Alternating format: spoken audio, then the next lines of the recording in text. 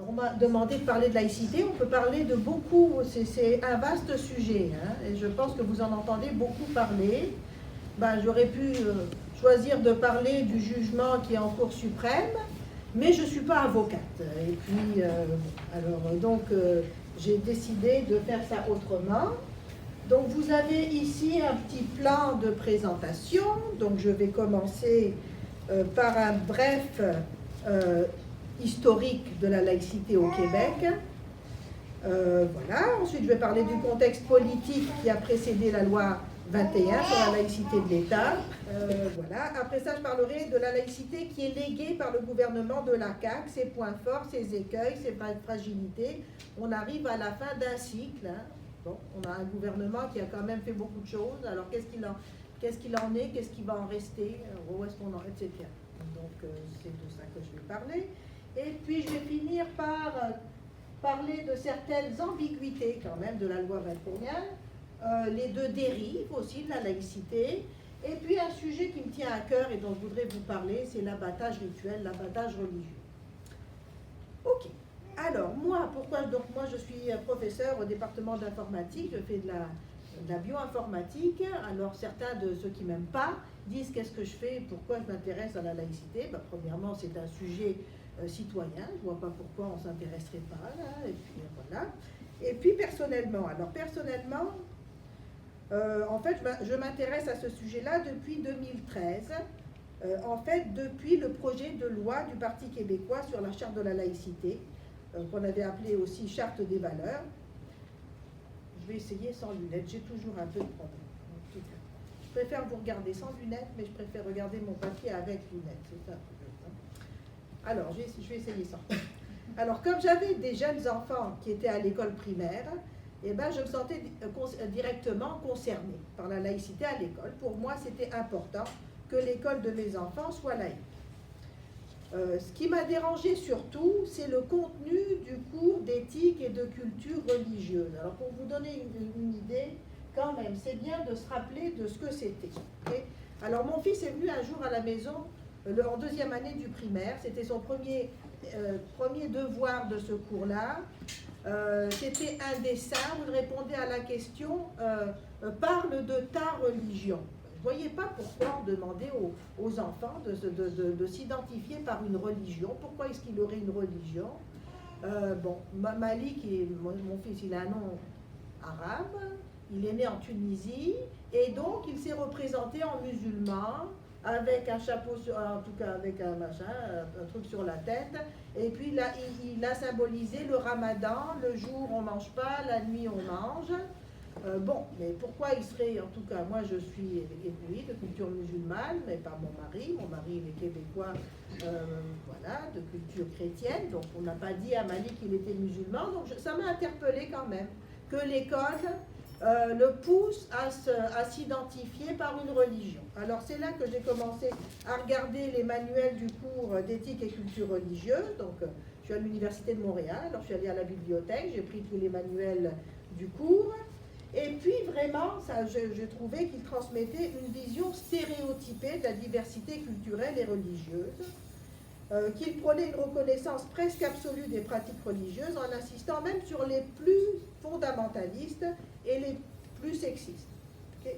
De plus, la religion n'est pas présentée comme une liberté, mais comme une identité immuable, comme la couleur de peau. Hein. Donc par exemple ici, là vous voyez là, les signes religieux sont mis en parallèle avec un monsieur qui est noir. Alors c'est quoi sa religion, un monsieur qui est noir? Alors est-ce que le voile, ça serait une couleur de peau? Donc tout ça pour transmettre l'idée que si on balise le port de signes religieux, eh bien c'est raciste. Donc c'est clairement un cours qui va à l'encontre de la laïcité de l'État. Et donc, vous voyez les stéréotypes incroyables. C'est vraiment scandaleux. En tout cas, ça véhicule de la désinformation. Hein, comme si les gens se classaient, dans le monde, se classaient dans quelques religions. Et les autochtones de partout dans le monde, c'est aussi une religion. Ça n'a pas de sens, là. Et puis, regardez les petites filles voilées. Donc, c'est comme de la promotion des signes religieux chez les enfants. Alors en tout cas, moi, ça m'a assez perturbée. Donc en tout cas, alors c'est comme ça que j'ai commencé à m'intéresser à la laïcité. Et puis avec je ne vais pas rentrer dans les détails nécessairement. Bon, alors en tout cas, c'est un bon point de la CAC, c'est d'avoir changé ce cours. Finalement, alors on a poussé et finalement ce cours a été changé par le cours Culture et citoyenneté québécoise.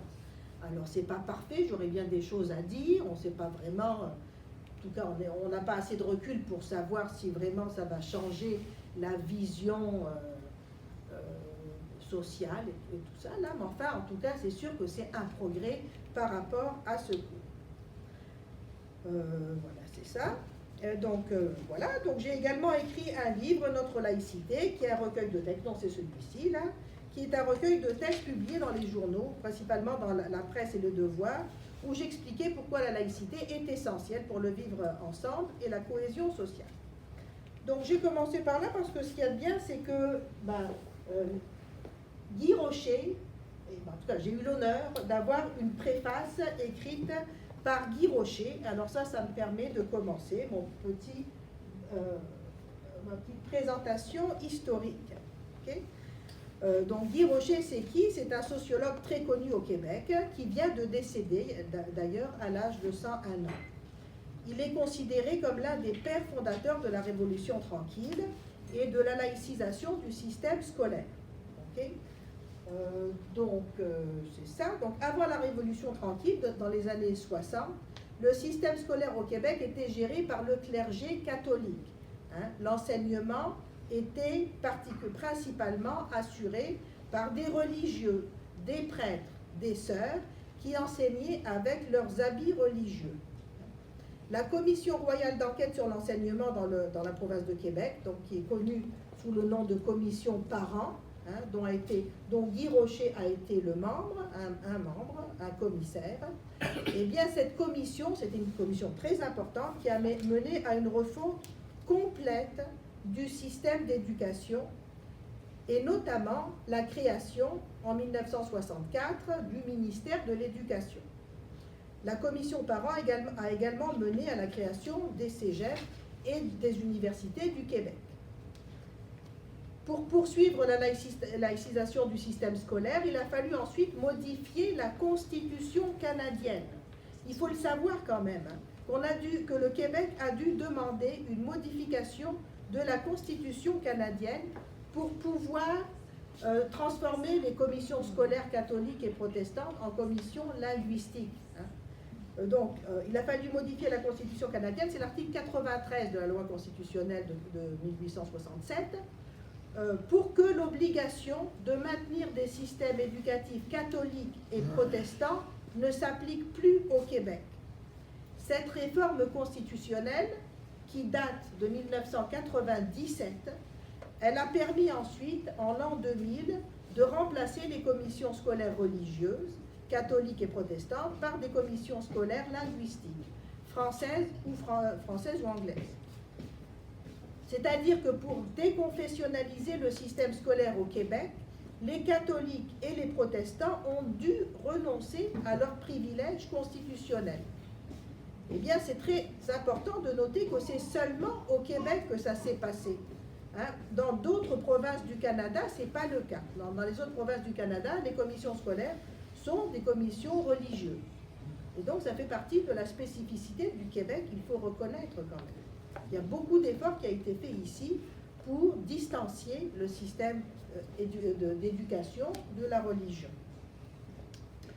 Une des raisons importantes de toutes ces réformes, donc la laïcisation du système d'éducation, la création des cégeps, des universités du Québec, a été de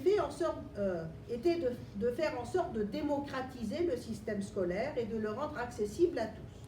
C'était ce qui motivait Guy Rocher, la justice sociale et l'égalité des chances. Je vais peut-être relire sa citation. Donc ce qu'il dit là, pour lui, la laïcité est très importante, d'ailleurs c'est ce qu'il dit ici, là. Sans la perspective laïque, le Québec ne serait pas du tout ce qu'il est aujourd'hui. Notre système d'éducation ne serait pas ce qu'il est. Nos libertés ne seraient pas ce qu'elles sont nos attitudes à l'endroit des minorités ne seraient pas ce qu'elles sont. Alors donc, Guy Rocher, qui a été un artisan de la démocratisation du système scolaire, de la déconfessionnalisation du système scolaire, est un grand défenseur de la laïcité. Il faut savoir que ce n'était pas le cas au moment du rapport parent. On ne parlait pas nécessairement de liberté de conscience, de laïcité, etc. Mais c'était quand même ce qu'ils avaient comme vision de la société. Et Guy Rocher l'a vraiment verbalisé après la commission parents.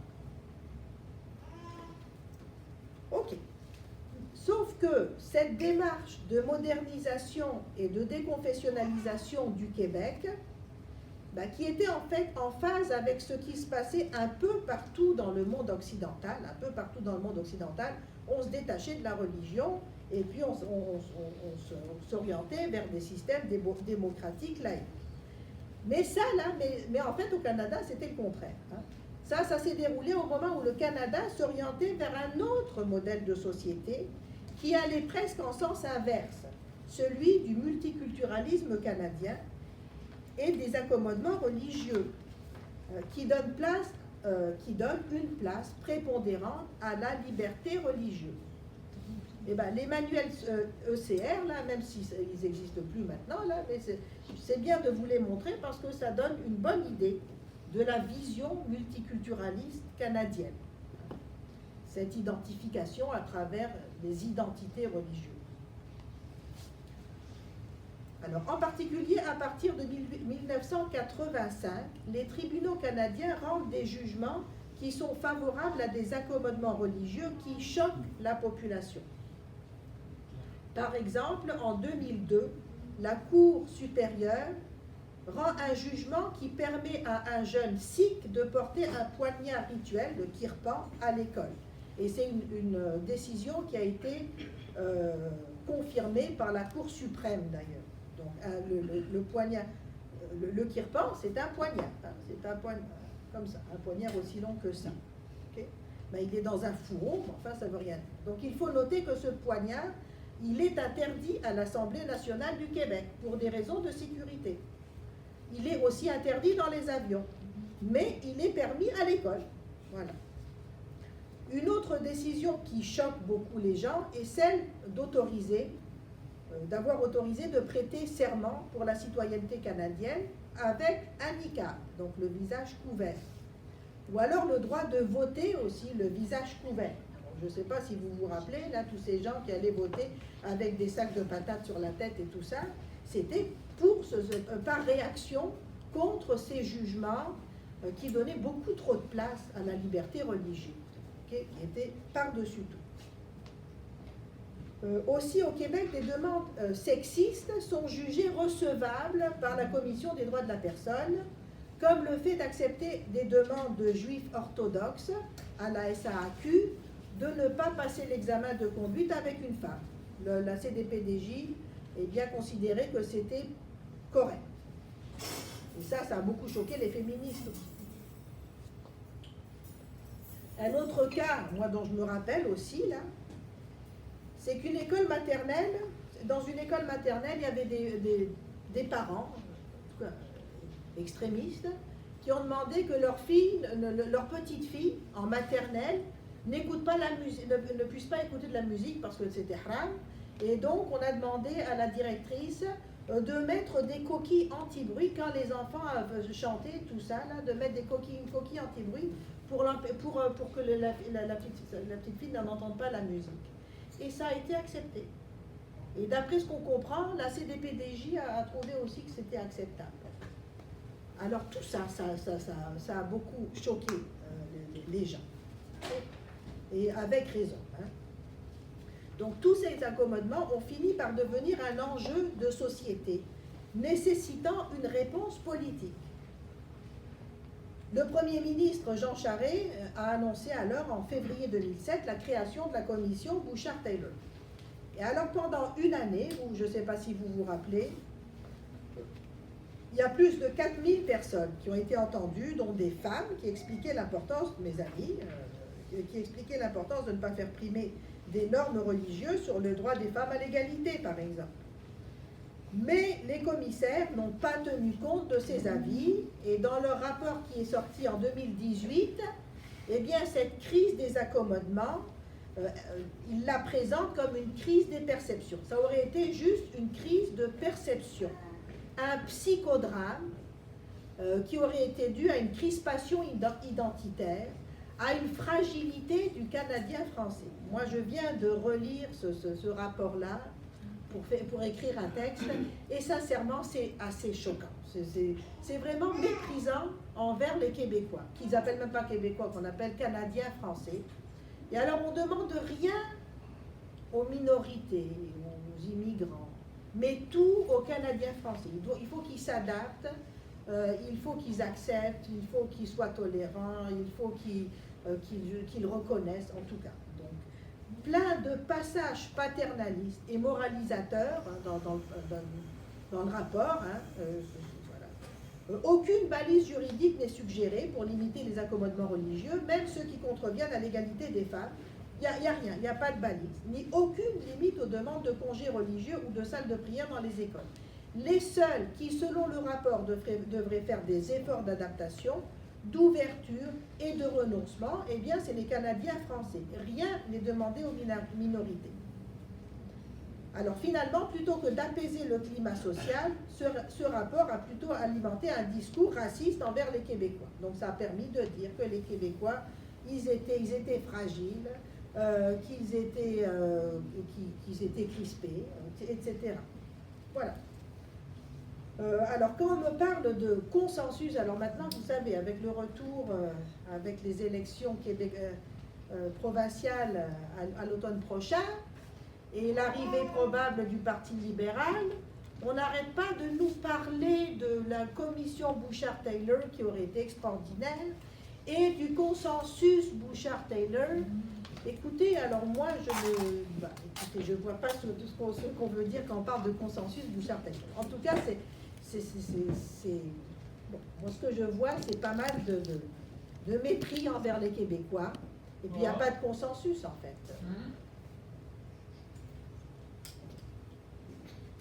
Alors, donc, je dirais ensuite que le climat... Donc, je rappelle simplement, je pense que c'est bien de se rappeler, en sachant ce qui s'en fait. Je dirais que le climat a continué à s'envenimer sur les questions de laïcité jusqu'à l'adoption, en 2019, de la loi sur la laïcité de l'État. Alors évidemment, elle ne fait pas l'unanimité, évidemment. Hein. Aucune loi ne fait l'unanimité. Et oui, et c'est vrai qu'elle est très attaquée, notamment jusqu'en Cour suprême, jusqu'à maintenant. Mais elle est appuyée par une large majorité de la population. C'est un outil législatif important qui consacre le caractère laïque de l'État québécois.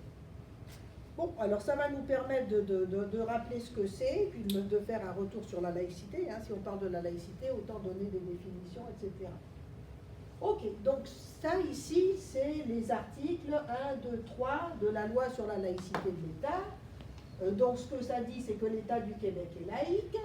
La laïcité repose sur 4 principes: la séparation de l'État et de la religion, la neutralité religieuse de l'État, l'égalité de tous les citoyens et citoyennes, la liberté de conscience et la liberté de religion.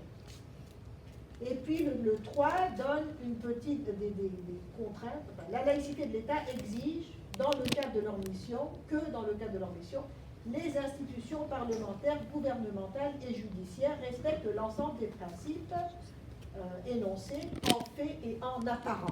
Donc c'est ça qui est rajouté, peut-être, c'est en fait et en apparence, et donc ça donne des exigences de neutralité d'apparence, et c'est ça qui fait que la loi est poursuivie jusqu'à maintenant en Cour suprême. Mais vous êtes d'accord avec moi que les principes, en fait, tout le monde devrait être d'accord avec ça. Alors, qu'est-ce que la laïcité? Je vais donner ma définition à moi, peut-être, là, mais elle est appuyée par ça, là. Alors, c'est un mode... C'est quoi la laïcité? C'est un mode d'organisation des relations entre l'État et les religions qui dissocie les religions du fonctionnement des institutions publiques. C'est un mode d'organisation politique qui consiste à appliquer seulement des règles démocratiques séculières, non religieuses, dans la gestion des affaires de l'État. Donc ce n'est pas une idéologie, ce n'est pas une religion, ce n'est pas un athéisme, c'est un mode d'organisation politique. Alors les principes, donc un État laïque est séparé des religions. Qu'est-ce que ça veut dire? Ça veut dire qu'il ne peut s'appuyer sur des convictions, croyances ou appartenances religieuses pour justifier ses décisions ou ses actions. Que la théorie de l'évolution ne soit pas acceptée par les chrétiens, ça ne peut pas être prise en compte par un État pour mettre en place son programme de biologie, par exemple. Un État laïque est neutre en matière religieuse. Ça veut dire quoi? Ça veut dire que ses représentants ne doivent se positionner ni en faveur, ni en défaveur d'une religion ou d'une autre conviction spirituelle, incluant l'athéisme. Son rôle est d'assurer activement la liberté de conscience et la liberté de religion des citoyens, autrement dit, la liberté de croire, de ne pas croire, de changer de religion ou d'en avoir aucune. Un État laïque doit aussi assurer l'égalité de tous les citoyens et en premier lieu, l'égalité entre les femmes et les hommes. Les règles religieuses sont presque toujours, voire toujours, défavorables aux femmes. Le rôle de l'État, ce n'est pas de changer les règles religieuses, mais c'est de veiller à ce que ces règles n'interfèrent pas dans le fonctionnement des institutions publiques comme l'école. Cette égalité des individus, c'est ce qui fait en fait qu'on est tous des citoyens. Et c'est le fondement d'un État laïque. C'est ce qui unit le peuple, ou le laos. En grec, on dit, c'est ça, ça vient du mot laos en grec, dont dérive le mot laïcité, le peuple. C'est-à-dire que le peuple d'un État laïque ne se conçoit pas comme une superposition de groupes communautaires vivant en vase clos. C'est ça, là, c'est pas ça, là, ici, là. Hein, c'est pas ça. Hein. Un État laïque, c'est pas une superposition de groupes communautaires vivant en vase clos qui ont des droits relatifs à leur groupe. Mais ça se conçoit comme un ensemble d'individus, tous différents les uns des autres, unis par la même égalité, le même libre arbitre, les mêmes droits et devoirs. Ben, c'est ce qu'on appelle l'universalisme laïque, les mêmes droits et devoirs pour tout le monde. Donc la laïcité peut être vue comme un droit collectif visant à maximiser les libertés individuelles. Donc c'est un droit collectif qui vise à maximiser les libertés individuelles. Alors quand je dis ça, certains sont étonnés parce qu'on sait que la loi 21 interdit à certains employés de l'État de porter des signes religieux quand ils sont en fonction. Ben, ce qu'il faut comprendre, c'est que ce sont des employés de l'État. Et certains sont des représentants de l'autorité publique. C'est pour ça qu'ils doivent être neutres en fait et en apparence. Entre autres, ne pas afficher un favoritisme pour une religion. Par exemple, un policier porte un uniforme qui indique sa fonction de policier. Mettre un signe religieux par-dessus un uniforme, ça brouille le sens de l'uniforme. Mais c'est ça, ce qu'il faut comprendre, c'est que partout ailleurs, quand il n'est pas en fonction, c'est le principe de libre expression et de libre affichage qui s'applique. Et donc le policier peut afficher sa religion dans l'espace public comme il veut. Hein. Il n'y a pas atteinte à sa liberté de conscience. C'est en fait une limite raisonnable à sa liberté d'expression, on peut même dire à sa liberté religieuse, mais qui relève des exigences, c'est acceptable, ça relève des exigences de l'emploi, de sa posture professionnelle. La neutralité religieuse, eh bien, elle est particulièrement importante dans un établissement scolaire. Pourquoi? Parce que son rôle, c'est de former les futurs citoyens, libres, émancipés, aptes au jugement critique. L'école, c'est le pilier d'un État laïque et démocratique. L'école a pour mission de former des citoyens qui soient capables de raisonner et de prendre des décisions éclairées. Et donc, une école laïque n'a pas à promouvoir des appartenances religieuses. Encore moins, comme ce cours-là le faisait, placer les élèves dans des cases religieuses établies d'avance. à l'école, l'enfant qui est mineur est en voie de développement. Le rôle de l'école est de lui donner tous les moyens de développer son jugement critique et de pouvoir faire ses propres choix dans l'avenir. Elle doit lui assurer son droit à un avenir ouvert, un espace, voilà. Par exemple, cette petite fille-là, je ne suis pas sûre qu'on lui assure un droit à un avenir ouvert. On l'a placée dans une case, elle est musulmane, et voilà, elle doit réfléchir comme une musulmane. Ben, ce n'est pas le rôle de l'école de faire ça. Un espace qui est saturé de signes religieux, ben, ça ne permet pas d'atteindre cet objectif, comme beaucoup de CPE en ce moment. Plus ça va, si on laisse faire, et ben, le plus c'est des endroits qui sont saturés de signes religieux.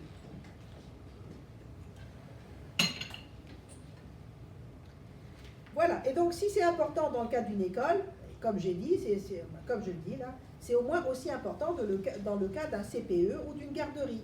Un enfant d'âge préscolaire s'imprègne des comportements des adultes qui ont une autorité sur lui. Les enfants se développent par mimétisme. On n'a pas besoin de faire des études pour ça. Ceux qui nous disent que ça manque d'études, est-ce qu'on a besoin de faire une étude sur le fait qu'un enfant se développe par mimétisme? Si on ne croit pas à ça, on ne croit pas à l'éducation du tout. Voilà, c'est ça. Donc c'est pour ça que l'État a la responsabilité de s'assurer que l'enfant, sous sa supervision, donc pas chez lui, mais l'enfant sous la supervision de l'État, donc dans une école, dans un CPE, dans la direction de la protection de la jeunesse, par exemple, et bien que cet enfant-là évolue dans un milieu qui ne soit pas imprégné de religiosité. Alors, encore une fois, même si l'enseignante ou l'éducatrice ne fait pas de prosélytisme actif, juste le fait de porter le voile passe un message. Par exemple, celui qu'une bonne musulmane est une musulmane voilée. Ce message exerce une influence surtout sur les élèves musulmans. La religion peut être pratiquée, ben c'est ça, en tout cas, bref. Et puis l'intégrisme, il existe. Il faut savoir que l'intégrisme existe. Évidemment, la religion peut être pratiquée de façon modérée. On n'est pas contre la religion. Mais il faut savoir que l'intégrisme existe. Alors, j'ai mis là Yasmine Mohamed. Cette dame-là, là, je ne sais pas si vous la connaissez, c'est une Canadienne de Vancouver qui a passé son enfance dans une famille radicale, islamiste radicale. Et puis donc dans ce livre-là que je vous conseille, eh bien, elle décrit son enfance assez atroce. En tout cas, je ne vais pas rentrer dans les détails là. En tout cas, marquée par un islamisme radical. Donc, elle explique dans son livre comment l'école était un refuge où elle pouvait passer sa journée libérée des contraintes religieuses. Je n'irai pas dans les détails, je n'ai pas le temps, mais je vous conseille de lire. Mais pour ça, il faut que l'école soit à l'abri des pressions religieuses. Les enseignantes sont souvent des intervenantes de première ligne qui peuvent détecter des conditions de vie difficiles pour certains enfants.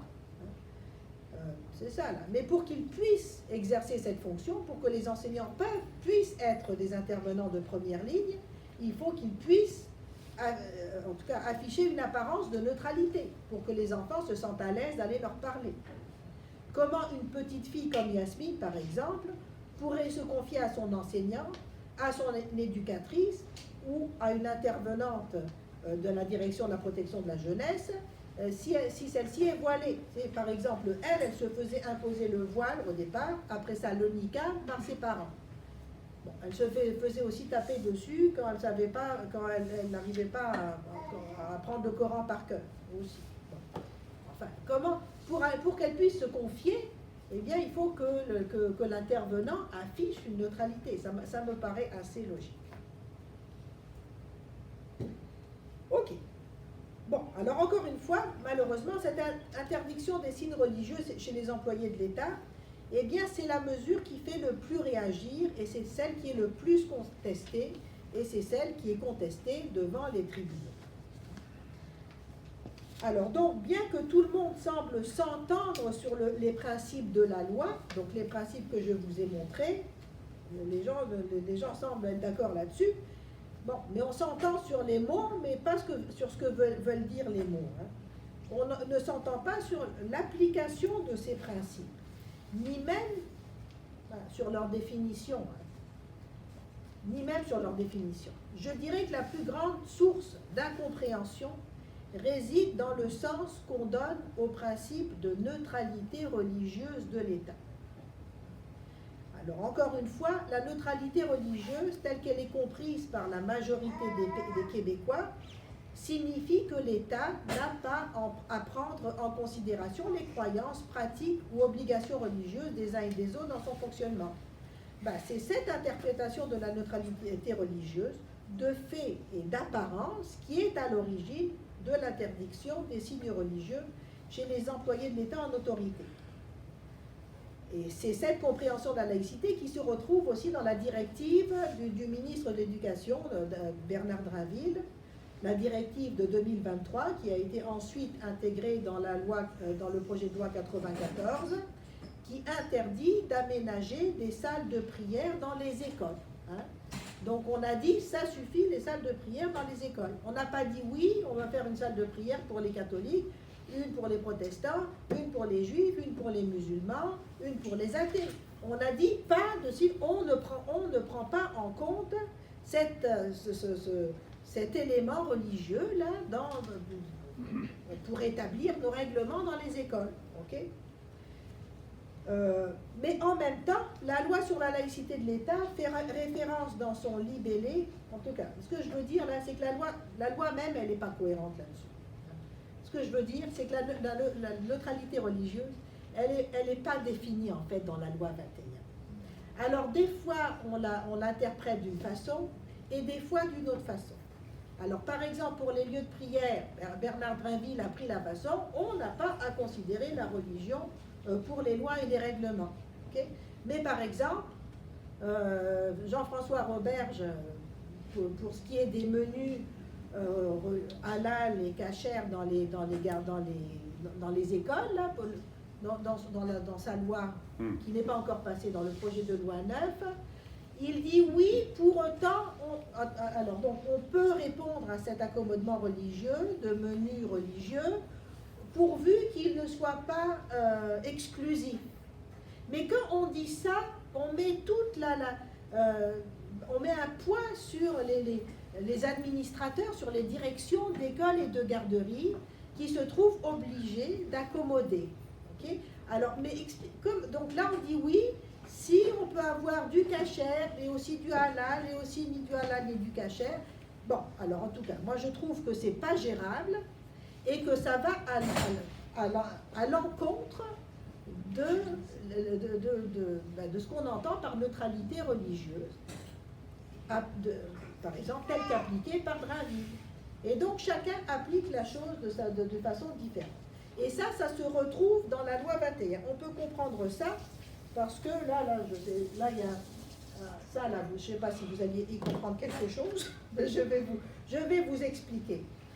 Donc ça, je vous dis moi que c'est inhérent à la loi sur la laïcité de l'État. Dans son libellé, la loi là, en fait, la loi 21, quand elle a été adoptée, eh bien l'ancienne loi des libéraux, la loi 62, qui s'appelait loi favorisant le respect de la neutralité religieuse et visant notamment à encadrer les demandes d'accommodement pour un motif religieux, elle n'a pas été abrogée, cette loi-là. Et donc, on a les deux. Okay, donc, ça, c'est dans la loi sur la laïcité de l'État. Donc, elle dit, donc ça, l'article 4, c'est celui qui parle de la neutralité religieuse.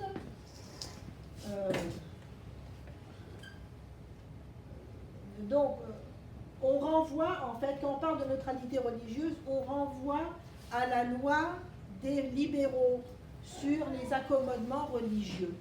Okay, et puis la loi des libéraux sur les accommodements religieux, elle renvoie à la loi sur la laïcité de l'État. Bref, ça se mêle. Je vais peut-être pas, on va laisser tomber là. Mais en tout cas, on ne comprend pas bien. En fait, ça c'est circulaire. La loi 21, la neutralité, renvoie à la loi sur les accommodements religieux, qui dit que ça doit être, que la neutralité religieuse doit être conforme à la loi 21. Mais en tout cas, c'est circulaire, donc ça ne veut pas dire grand-chose. Alors donc, il y a des choses qui sont Donc par exemple, là ici la directive du ministère la directive de Drainville, eh ben, ça suit, disons, la logique, cette logique-là, hein, absence de toute considération religieuse. Mais ce qui est transmis aux écoles, hein, par exemple par les lignes directrices, ça c'est les lignes directrices du ministère de la laïcité, hein, du service du SRIDA, vous savez, le ministère de Jean-François Robert. Eh bien, les directives qui sont transmises aux écoles, eh bien, c'est des directives qui expliquent comment qu'ils ont l'obligation d'accorder des accommodements religieux. Hein. Donc, c'est ça. Hein. Alors, vous savez, quand on s'étonne un petit peu de ce qui s'est passé dans les écoles Bedford, ben, ce n'est pas nécessairement la faute des directions d'école. C'est parce qu'on n'explique pas. Il n'y a personne, le ministère n'a jamais expliqué aux écoles en quoi consiste la laïcité de l'État. Tout ce qu'ils ont transmis, c'est des lignes directrices sur les accommodements religieux. Voilà. Donc moi je pense qu'il y a beaucoup de confusion et que il y a un peu de ça. Là. Il faut être conscient de ça. Parce que c'est ça. C'est quoi un accommodement religieux? Eh ben, c'est un concept qui a été créé, comme on l'a vu, par la jurisprudence des tribunaux canadiens, qui accorde un sens très large à la liberté religieuse. Ça implique en gros que l'État a l'obligation d'accommoder toutes les demandes pour motifs religieux, à moins d'une contrainte excessive sur le fonctionnement d'une institution. Donc c'est ça. Alors comment voulez-vous en même temps dire qu'on a l'obligation d'accommodement religieux et dire qu'on a un État laïque? Moi j'ai un peu de mal avec ça. Alors il faut savoir que dans le projet de loi 9, on a changé la contrainte, on a changé l'excessif par plus que minimal. Okay, donc on a resserré les balises pour les accommodements religieux. Mais le principe des accommodements religieux est toujours là, par exemple. Donc moi je pense qu'il y a une contradiction inhérente. Tant qu'on reste dans la doctrine des accommodements religieux, ben, on ne peut pas dire qu'on a vraiment une loi sur la laïcité qui soit sans ambiguïté. Bon, c'est ça. Donc ce que je dis, moi, c'est que ben, l'obligation d'accommodement raisonnable, c'est issu du droit du travail. Alors à chaque fois que je dis ça, on me parle des personnes en situation de handicap. Mais ça n'a rien à voir, écoutez, bien sûr. En tout cas, tout le monde s'entend pour dire qu'on doit s'adapter au handicap, aux chaises roulantes, faire des rampes pour personnes handicapées. En tout cas, ça n'a rien à voir. Hein. Mais une religion, c'est pas un handicap. Donc on ne peut pas du tout traiter ça de la même façon. Donc moi, quand on me renvoie aux personnes handicapées, je comprends pas. L'obligation d'accommodement raisonnable est issue du droit du travail. C'est compréhensible lorsqu'il s'agit d'assurer aux handicapés l'égalité des chances. Mais une religion, ce n'est pas une condition physique. La religion relève des idées, du libre arbitre. Donc on voit qu'il y a un problème. Hein. Si une institution publique doit s'accommoder aux demandes religieuses, comment est-ce qu'elle peut être neutre? Alors il y a clairement une ambiguïté qui n'est pas levée par la loi 21.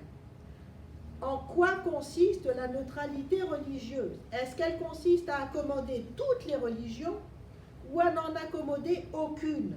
Eh bien, ça ne peut pas être les deux. On ne peut pas dire à la fois, on n'en accommode aucune, des fois, quand on parle des salles de prière, quand c'est tel ministre qui agit, et qu'on accommode toutes quand on parle de menus, par exemple, dans les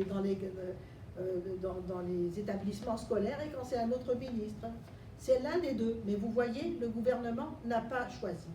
Alors tant qu'on ne le sait pas, on peut retourner en arrière.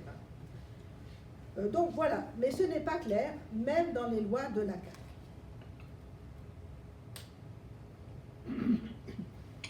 Alors, je ne sais pas si j'ai... Ouh là là, c'est vrai que j'ai mis beaucoup de temps. Hein. C'est bien, vous avez encore du temps. J'ai encore du temps? Ok, alors si j'ai du temps, alors, vous êtes là pour m'écouter là? Bon, vous n'êtes pas tanné? Ok, Regardez. Non, au contraire, j'adore ça. Ah ben super, alors je continue. Alors maintenant, je voulais aussi vous parler des dérives de la laïcité, parce que je trouve que dans la loi 9, là, justement, il y a quand même aussi des dérives. Bon, il y a deux dérives de la laïcité. D'une part, celle de n'admettre aucune restriction ou interdiction à l'affichage et aux pratiques religieuses, aucune intervention de l'État dans ce domaine. Hein. C'est ce que certains appellent laïcité ouverte. Bon, en tout cas, on peut garder ouverte, mais enlever laïcité, à mon avis, là. Donc, pour les partisans de ce modèle, donc il y en a beaucoup, vous les connaissez, Bouchard, Taylor, McClure, je ne sais pas, le nouveau Millard, par exemple, il y en a beaucoup. Hein. Pour les partisans de ce modèle, la religion serait un marqueur de diversité que l'État devrait promouvoir.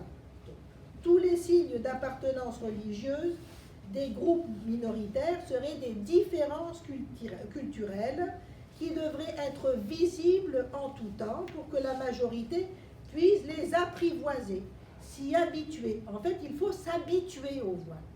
C'est ça l'idée. Il faut les reconnaître. Okay? Ben, bon.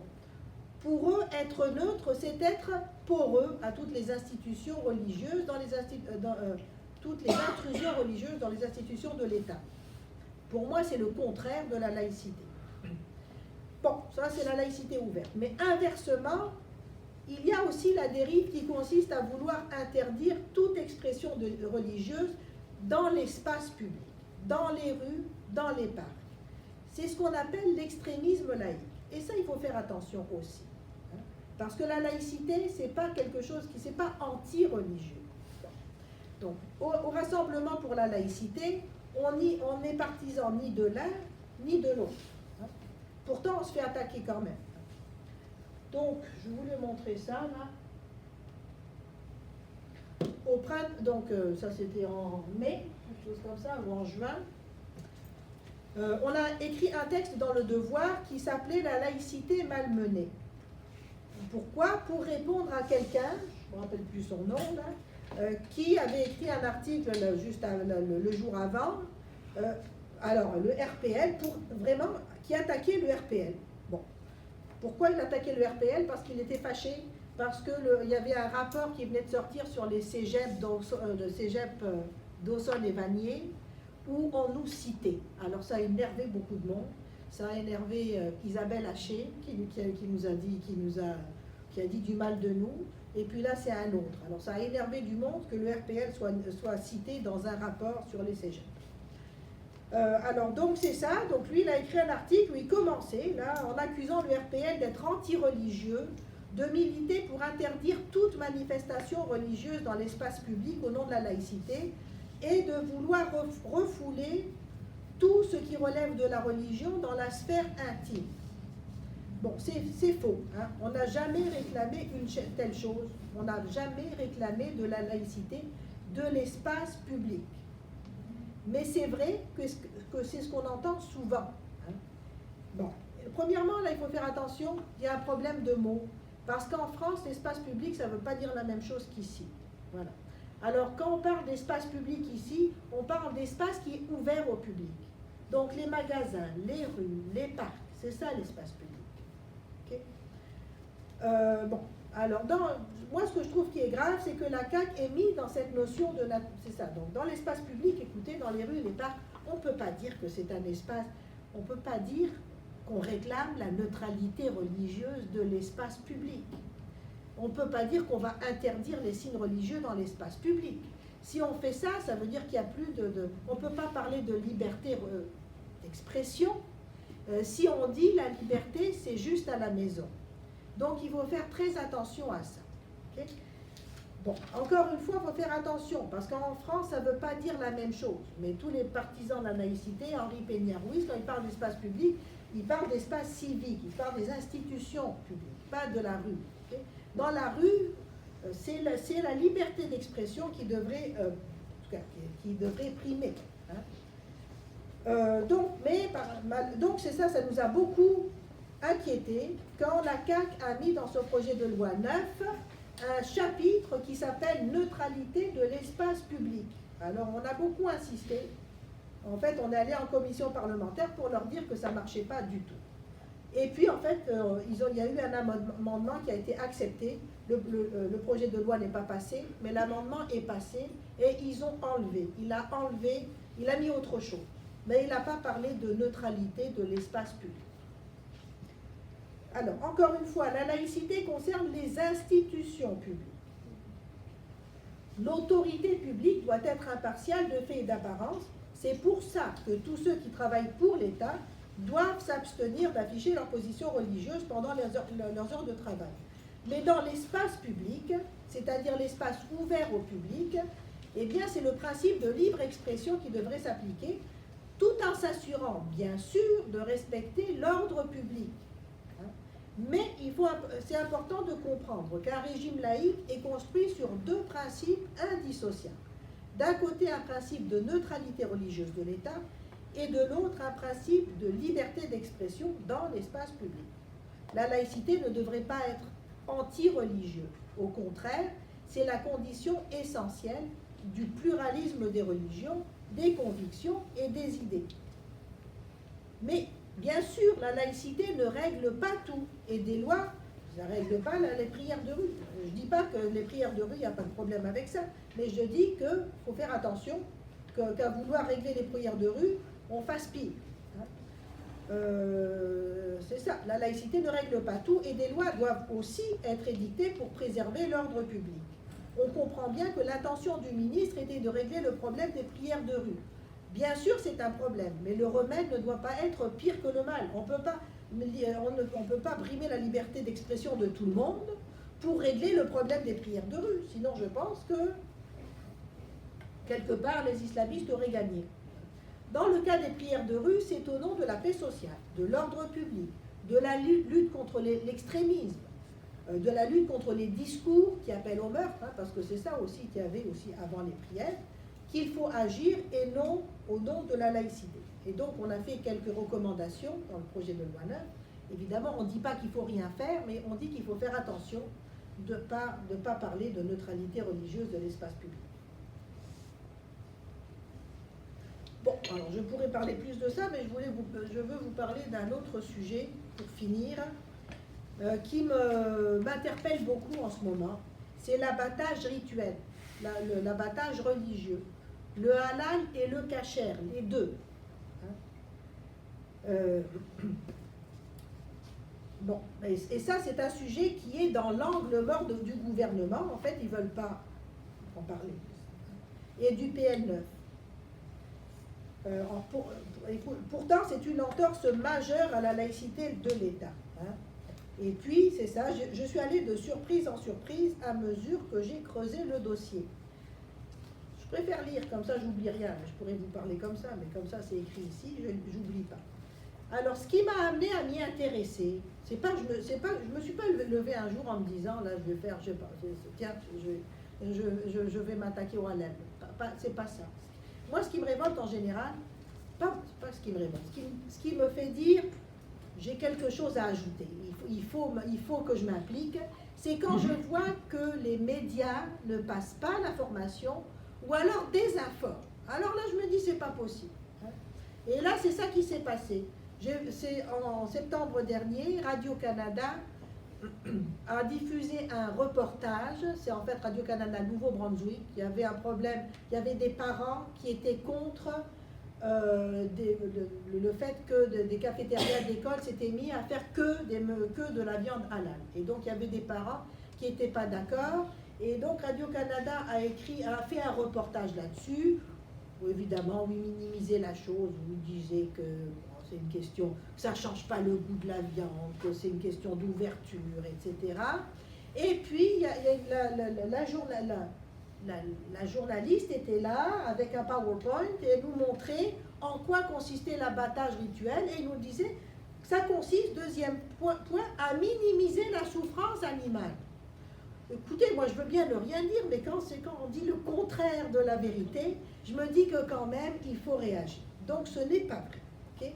Donc c'est une fausse information. C'est faux. Alors la vérité c'est quoi? Ce qui aurait été facile d'aller vérifier par la journaliste.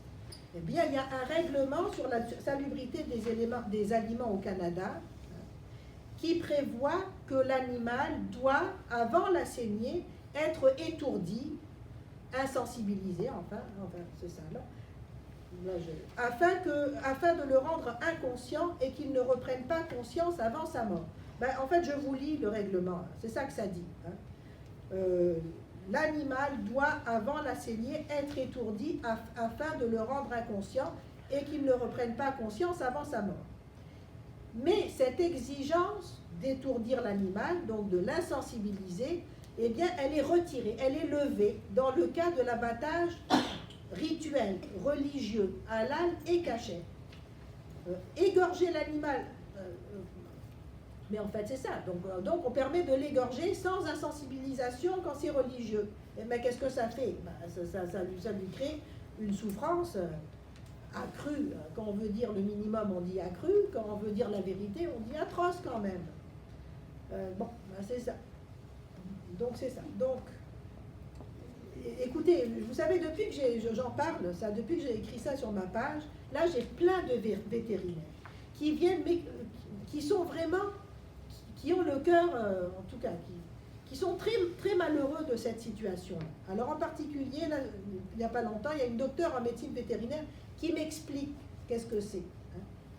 Elle me dit, donc en particulier pour les vaches, les bovins, quand on connaît l'anatomie d'un bovin ou de tout autre ruminant et qu'on imagine un couteau tranchant traverser toutes les couches du tissu, la peau, les muscles, les nerfs, les fascias, la tranchée, l'œsophage, ainsi que les deux carotides et les deux jugulaires, il devient difficile de ne pas penser à la souffrance que l'animal peut ressentir lors d'une incision horizontale du cou, comme dans l'abattage rituel, sans insensibilisation. Quand on me demande est-ce que l'abattage rituel est souffrant, je répondrai en retournant la question. Est-ce que vous accepteriez de vous faire opérer au scalpel sans anesthésie? Voilà, c'est ça en fait. Alors donc quand on dit que ça minimise la souffrance, en fait c'est ça. Donc les médias désinforment le public sur cet enjeu. Alors non seulement c'est un accommodement religieux indéfendable, mais en plus il est encouragé, promu avec l'argent public, et il finit par même supplanter la loi commune. Donc c'est pas du tout marginal. Moi je pensais que c'était marginal. Au début on se dit c'est pas grave, il y en a qui c'est une quantité limitée. C'est les musulmans pour l'Aïd, les juifs pour leur fête cachère. Mais non, en fait, ce mode d'abattage, il est en train de supplanter, il est en train de prendre la place de l'abattage. C'est un accommodement religieux qui prend la place de la norme. C'est en train de devenir la norme. À l'automne dernier, le Bloc québécois a dénoncé d'ailleurs un programme de 40 millions de dollars du gouvernement du Canada destiné à aider les abattoirs qui produisent de la viande halal et cachère. Donc c'est ça, 40 millions. Mais pas seulement pour aider ceux qui font déjà de la viande halal et cachère, mais pour aider des abattoirs à se convertir à l'abattage rituel. Donc c'est ça. Pourquoi? Parce qu'apparemment c'est un marché, donc c'est même pas une demande religieuse, mais c'est qu'il y a un marché florissant, grandissant, de viande halal, voilà. Et donc en fait c'est pour se permettre de s'adapter à un marché international du halal. Et donc le marché local devient secondaire. Ce qui est primordial, c'est le marché international. Donc on est prêt à mettre les normes et les règles et la laïcité à la poubelle parce que c'est pour des raisons économiques. Et donc c'est une convergence entre des intérêts religieux et des intérêts économiques. Et ça c'était au fédéral, donc nous on a écrit, mais en fait, ces derniers temps, on voit au provincial, ils commencent à faire la même chose. Tout récemment, le gouvernement du Québec a aussi annoncé un investissement de 10 millions de dollars pour moderniser des installations de Monpac International, d'une entreprise québécoise spécialisée dans la transformation de viande de bœuf, de veau et d'agneau, qui produit les viandes de la famille de marque Famille Fontaine, qui est certifiée halal. Alors, pourquoi l'argent du contribuable devrait servir à soutenir une telle convergence entre des intérêts religieux et économiques en bafouant les valeurs citoyennes les plus élémentaires. En plus, il n'y a pas d'étiquetage de la viande qui indique le mode d'abattage. Les vétérinaires d'ailleurs, je suis rendue amie avec les vétérinaires, me disent qu'une grande partie de la viande qui est issue d'un abattage halal ou kasher n'est pas étiquetée halal et kasher pour beaucoup de raisons. Alors, par exemple, la simplification de la gestion de l'abattoir. Là, plutôt que de multiplier les chaînes d'abattage, c'est plus facile d'en faire une seule. Donc, si c'est halal, ils font tout halal. Et puis aussi pour des raisons qu'il y a certains, par exemple, les juifs n'acceptent pas le train arrière des animaux. Alors, le train arrière des bœufs sont vendus, donc c'est abattu de façon rituelle, mais c'est vendu ensuite comme de la viande normale. Et donc le consommateur n'a pratiquement aucun moyen de savoir si la viande qu'il achète provient d'un tel abattage rituel.